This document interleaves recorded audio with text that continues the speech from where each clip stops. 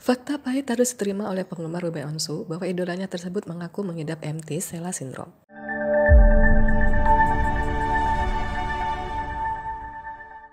Meski belum banyak yang tahu mengenai penyakit ini, tampaknya kolom pencarian Google mulai dipenuhi netizen yang penasaran apa itu empty sella syndrome. Berita mengenai pengakuan Byung-soo itu sendiri banyak dimuat di media online dan mendapat respon beragam dari netizen. Pada dasarnya, Byung-soo mengungkapkan bahwa penyakit empty sella syndrome ini membuatnya merasa sangat tidak percaya diri. Apa sebenarnya empty sella syndrome?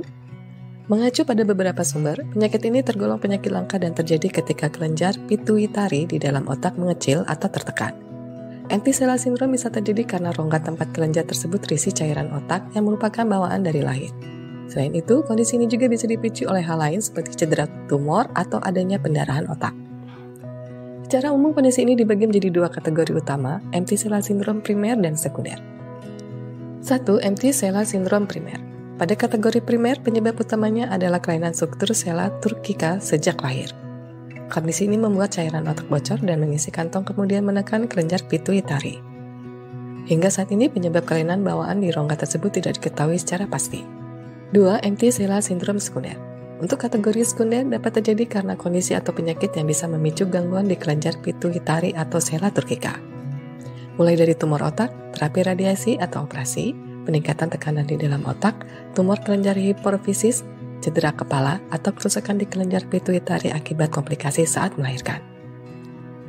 Jika dilihat dari beberapa gejala umum yang menandai seseorang terkena penyakit ini, beberapa gejala tersebut adalah terjadinya disfungsi ereksi, penurunan gairah seks, menjadi mudah lelah, menstruasi yang tidak teratur atau berhenti sama sekali, kondisi galaktorea, yakni munculnya ASI atau cairan menyerupai ASI dari puting payudara padahal tidak sedang dalam masa hamil atau menyusui,